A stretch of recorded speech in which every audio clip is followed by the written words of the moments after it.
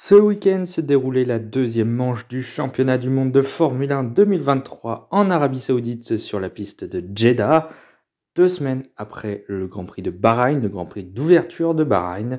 Bienvenue dans le deuxième débrief de cette saison. N'oubliez pas de liker, partager, commenter et surtout vous abonner à la chaîne, c'est très important. Place au débrief. Avant de commencer, un point sur le classement de la course avec la victoire de Sergio Pérez devant Max Verstappen, un deuxième doublé de suite pour Red Bull, Fernando Alonso qui était troisième, qui est descendu quatrième et qui finalement finit troisième, Russell et Hamilton 4 et 5 pour Mercedes, Ferrari 6 et 7 avec Sainz et Leclerc, les Alpines 8 et 9 et la petite surprise Magnussen 10e. Comment faire un débrief sans parler de Red Bull ? Franchement, ils ont impressionné ce week-end et malgré les embûches de la qualification, Red Bull est toujours présente et Red Bull fait un deuxième doublé consécutif. C'est fou. Ouais, c'est dingue comme les Red Bull sont si rapides. Elles ont pulvérisé la concurrence. Sergio Pérez a claqué la pole position avec 4 dixièmes d'avance, je crois, au moins sur Fernando Alonso. Verstappen a eu des problèmes, du coup il est parti 15e. Et puis en course, les Red Bull ont tracé. Malgré un mauvais départ de Sergio Pérez qui a été dépassé par Alonso, il a très vite récupéré la première position et il s'est envolé. On n'a plus jamais vu le Mexicain. Du côté de Max Verstappen, parti 15e, il est très vite remonté et grâce à la safety car après l'abandon de Lance Stroll, il a pu revenir. Il était 4e au bout de 19 tours. Ensuite, il a dépassé Russell et Alonso pour aller chercher la deuxième place. Ceci dit, la deuxième partie de course, il était dans le même rythme de Sergio Pérez. Personnellement, je pensais que les Néerlandais étaient capables de revenir sur son équipier mexicain. Ce n'aura pas été le cas, et donc Sergio Pérez s'impose devant Max Verstappen. Petite surprise. Tout ça fait qu'au championnat, les deux pilotes Red Bull sont quasiment à égalité. Seul le point acquis par Max Verstappen hier, lors du dernier tour en Arabie Saoudite, fait qu'il devance Sergio Pérez au championnat, mais c'est super serré, mais c'est surtout grâce au problème de Max Verstappen. Sans ça, il gagnait les doigts dans le nez cette course, tout simplement. Après 2 courses, Red Bull est large leader au championnat des constructeurs. Ils ont tout simplement acquis 87 des 88 points disponibles dans ce début de saison. Très impressionnant. Ceci dit, attention aux petits problèmes de fiabilité. On a vu avec le problème de boîte de vitesse chez Max Verstappen. Et puis même en fin de course, Max Verstappen se plaignait de la transmission. Et puis Pérez se plaignait de la pédale de frein, je crois. Donc attention, il y a quand même eu des petites frayeurs chez Red Bull. Mais rien de très inquiétant, tellement le rythme de la Red Bull est incroyable. Je crois qu'il tournait 1 seconde plus rapide que Alonso et du coup tout le reste du peloton. C'est super impressionnant. Il n'y a rien à dire. Red Bull est au-dessus du lot. Je commence même à me demander si Mercedes à l'époque dominait autant. Peut-être en 2014. Parlons un petit peu de Fernando Alonso et d'Aston Martin. Encore un week-end très solide pour les Verts, qui s'affirme comme la deuxième force du plateau. Ce qui n'était pas forcément le cas à Bahreïn, où Ferrari était à peu près un petit peu devant encore. Là, ce week-end, Aston Martin était clairement la deuxième force du plateau. Fernando Alonso a encore fait un week-end presque XXL, en se qualifiant en 3e. Il va partir 2e. Il prend la tête du Grand Prix au départ. Quelques tours après, il va se faire dépasser par Sergio Pérez. Puis ensuite, après la safety car, quelques tours après, il va se faire dépasser par Max Verstappen. Logique, les Red Bull sont sur une autre planète. Elles roulaient quasiment 1 seconde plus vite que tout le monde. C'était impossible de rivaliser face aux Red Bull. Mais bon, Alonso a tenu face aux Mercedes, notamment George Russell. Il a tenu 3, 4, 5 secondes d'écart sur le Britannique. Et il a tenu cette 3e position. Malheureusement, dès le début de course, Fernando Alonso s'est fait pénaliser de 5 secondes pour s'être mal placé sur la grille. C'est ce qui était arrivé à Esteban Ocon lors du dernier Grand Prix à Bahreïn. Du coup, 5 secondes, on l'avait appris encore quand Alonso était en tête de la course. Donc ça faisait un petit peu mal quand même quand on a vu le début de course de Fernando qui était vraiment très très bon.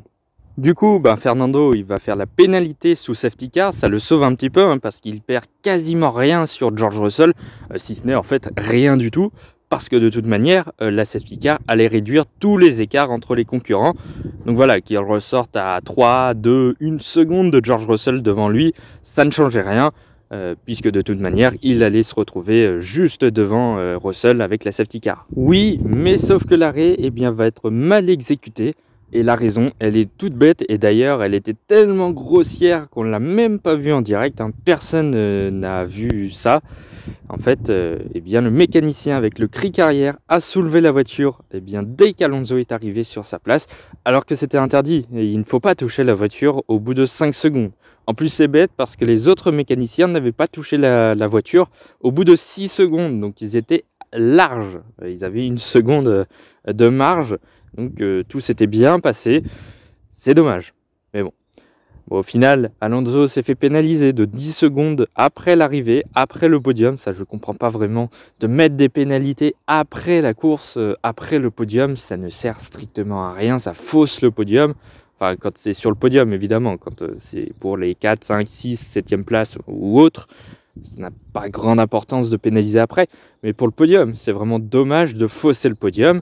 Donc dans un premier temps, George Russell était 3e et Alonso était 4e avec cette pénalité. Oui, mais quelques heures après avoir pénalisé Fernando Alonso, la FIA a décidé de retirer ces 10 secondes.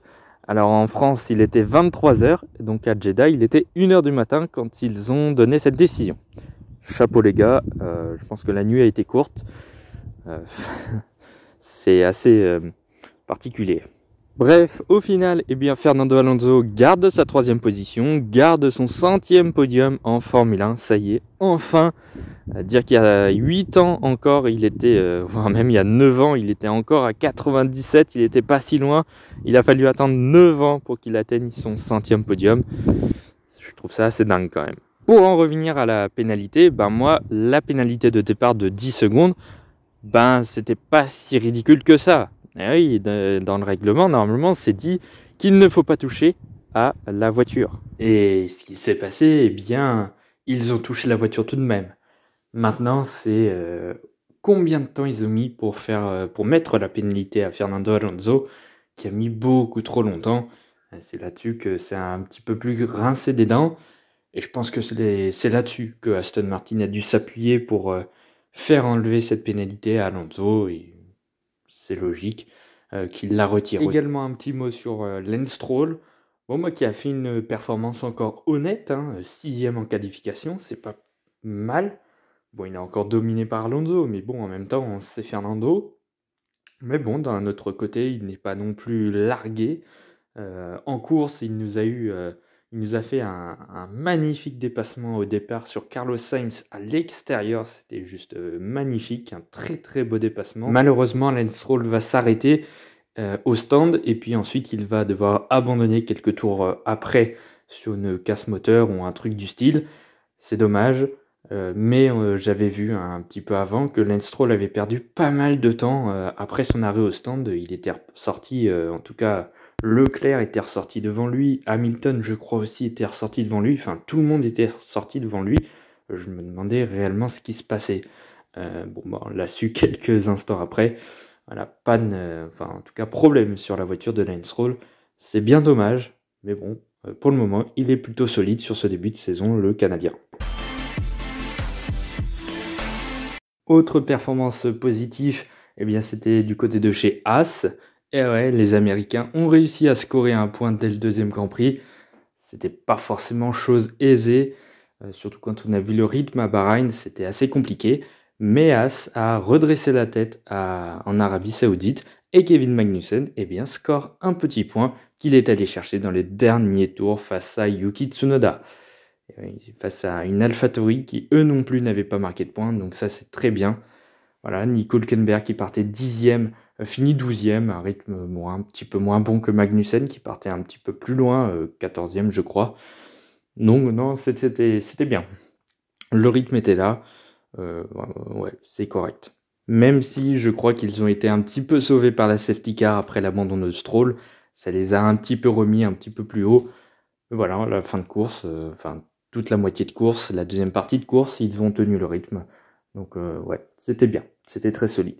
Surtout quand on sait qu'à partir de la 6e position, ça va être très compliqué d'aller chercher des points. Il y a déjà les 4 équipes de devant, Alpine, et puis ensuite, ça fait déjà 10 voitures. Donc les points vont être très difficiles à aller chercher pour Haas, AlphaTauri, Williams, McLaren, et puis je sais plus qui j'ai pas cité, mais bon bref, vous avez compris. Pour les 4 ou 5 dernières équipes, c'est un petit peu plus compliqué d'aller chercher des points pour le moment, à la régulière. Donc scorer un point pour Haas, c'est très important et c'est très positif. Du côté de chez Mercedes, eh bien, ça n'a été ni mauvais ni bon. Disons qu'ils ont maximisé la performance de la voiture à nouveau, comme ce qu'ils font depuis l'année dernière.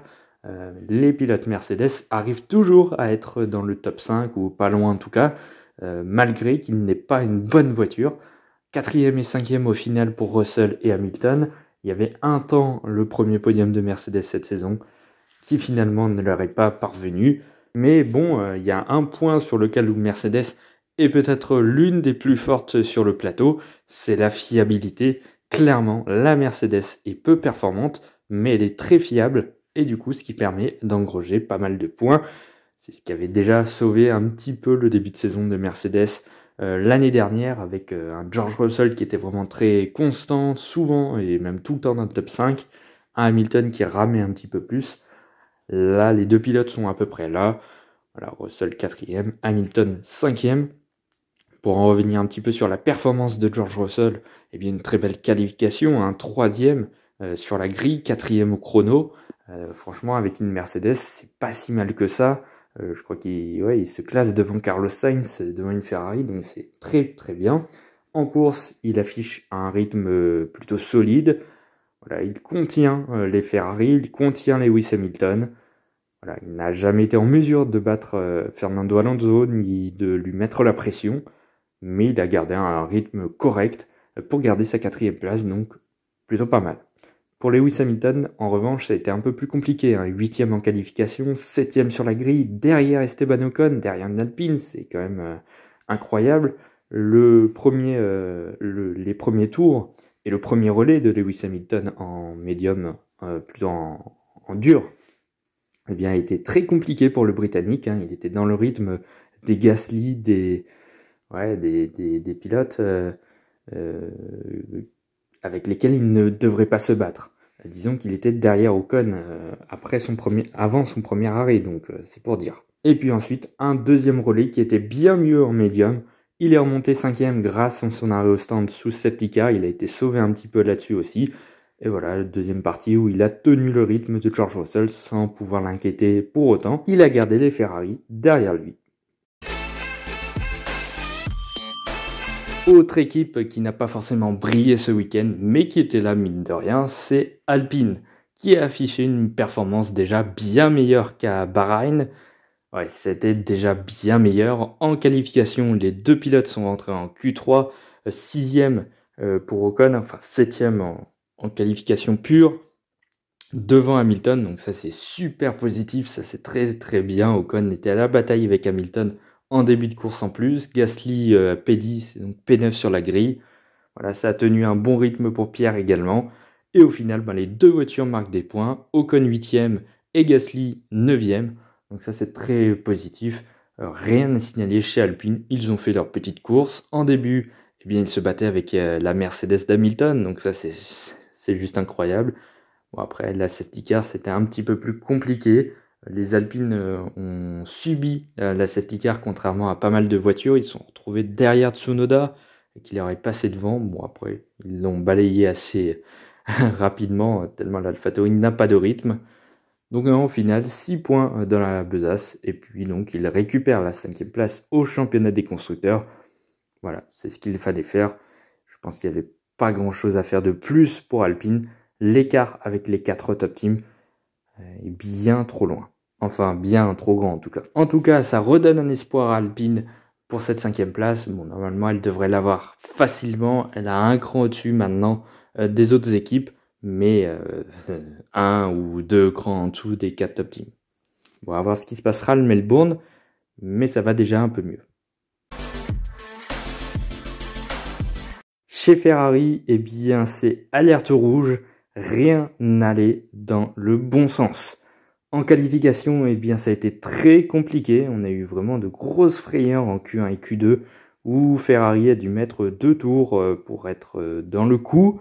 En Q3, ça allait déjà bien mieux, Leclerc qui fait la P2, ça c'était une grosse surprise. Sainz, je crois qu'il fait la 5 ou 6e position en qualif, encore un petit peu en dessous. Et puis en course, c'était assez compliqué. Leclerc a pris 10 places de pénalité, il partait 12e, il a fait un bon départ, hein. Au début, il avait un très bon rythme, Charles Leclerc, ça c'était super bien. Il était, je crois, 5e à un moment donné. Ensuite, avec la safety car, eh bien, il a perdu 1 ou 2 positions, il s'est retrouvé 7e, je crois. Et puis avec les pneus hard, eh bien, Leclerc n'avait plus du tout de rythme. Il était juste derrière Carlos Sainz qui lui faisait une course complètement anonyme. On l'a pas vu. Eh bien, Charles Leclerc n'a jamais réussi à remonter sur Carlos Sainz et du coup, il termine derrière l'Espagnol. Ça, c'est un gros coup dur quand on sait qu'il avait largement le temps de pouvoir revenir sur son équipier et de le dépasser. Eh bien non, en deuxième partie de course, Carlos Sainz avait un rythme assez similaire à Charles Leclerc. Pourtant, Sainz, c'était pas le meilleur pilote, hein. Loin de là. Voilà, au final, ça fait 6e et 7e. C'est très très difficile pour Ferrari, qui est pour le moment la 4e force du plateau. Ouais, c'est pas glorieux, hein, tout ça. La presse italienne qui met énormément de pression sur l'équipe. On n'a pas terminé d'en entendre parler de tout ça. Ouais, et ça va. Je sais pas si on est en mode crise chez Ferrari, mais en tout cas, ça ne fonctionne pas. Quand on voit que l'année dernière, il se battait encore pour la première place, une victoire et 3 podiums en 2 courses l'année dernière. Là, Ferrari n'est toujours pas monté sur le moindre podium cette saison, ce qui est déjà le cas de Red Bull, d'Aston Martin et de Mercedes. C'est très très difficile pour Ferrari. Il y avait vraiment un gros manque de performance. Bon voilà, hein, chez McLaren, ça ne va pas mieux. 15e Piastri, 17e Norris. C'est encore pire que chez Ferrari, hein. Là, chez McLaren, c'est la dernière force du plateau, tout simplement. Voilà, Piastri est 19e au championnat et Norris est 20e. Ils occupent les 2 dernières positions du championnat des pilotes. McLaren est 10e au championnat des constructeurs. Rien ne va chez McLaren, rien. Ceci dit, il y avait quand même une petite lueur d'espoir au moment des qualifications où, avec une grosse surprise, on a retrouvé Oscar Piastri à la 9e place de ses qualifications, 8e sur la grille. Il était sur la même ligne que Lewis Hamilton. Ça, c'était une énorme surprise. On s'attendait absolument pas à voir Piastri en Q3. Et surtout que Norris, en Q1, il tape le mur et du coup, il ne peut pas faire de deuxième tentative. Du coup, il part 19e et ça lui flingue le Grand Prix. Mais il aurait pu partir bien plus haut. Et McLaren en qualification était pas trop mal. Mais en course, c'était une catastrophe. Norris, je crois qu'il s'est arrêté dès le 5e tour. Piastri avait cassé son aileron sur un contact avec Gasly.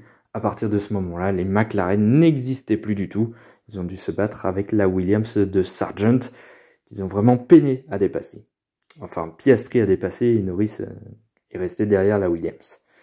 C'est clairement très difficile pour McLaren. Rien ne va. Vraiment, c'est une catastrophe. C'est la plus grosse dégringolade pour le moment de cette saison, entre 2022 et 2023. Avant de terminer cette vidéo, je vous affiche donc les notes que j'ai données aux pilotes et aux équipes. Voilà, il y a certaines équipes, j'en ai pas parlé, AlphaTauri, Alfa Romeo, Williams. C'est des équipes dont je n'ai pas parlé parce qu'il y avait tout simplement rien à dire de très particulier. Voilà, je vous laisse faire pause si vous voulez regarder. Nous on passe au classement au championnat. Un point sur les championnats, tout d'abord le pilote avec Max Verstappen leader pour un petit point sur Sergio Pérez grâce au meilleur tour qu'il a acquis dans le dernier tour de cette course. Alonso 3e avec 30 points, Sainz 4e, Hamilton 5e, Russell 6e, et puis ensuite Stroll 7, Leclerc 8e au bout de 2 courses, ça fait un petit peu mal quand même. Ensuite on a Valtteri Bottas qui est donc 9e et Ocon 10e. Au constructeur, Red Bull est large leader, hein. Déjà 49 points d'avance sur Aston Martin et Mercedes qui sont à égalité, deuxième et troisième. Déjà plus d'un doublé d'avance pour Red Bull au bout de 2 courses. Ça fait sacrément mal. Ferrari seulement quatrième, ça fait très très mal également. Alpine assez solide cinquième. Alfa Romeo 6e, As 7e. Williams 8e et AlphaTauri et McLaren n'ont toujours pas marqué de points sur ces 2 premiers Grands Prix de la saison. Voilà ce deuxième débrief de cette saison 2023 de Formule 1 pour le Grand Prix d'Arabie Saoudite est donc terminé. Nous on se retrouve dès demain pour la présentation de la Aprilia RNF. On va passer du côté MotoGP dès demain. Donc ce sera la dernière présentation, la 21e présentation cette année F1 plus MotoGP confondu. Autant vous dire que j'ai hâte que ça se termine. Ensuite, je crois qu'on se verra en fin de semaine. Je sais même plus quelle vidéo. C'est peut-être la FAQ des 300 abonnés. À voir.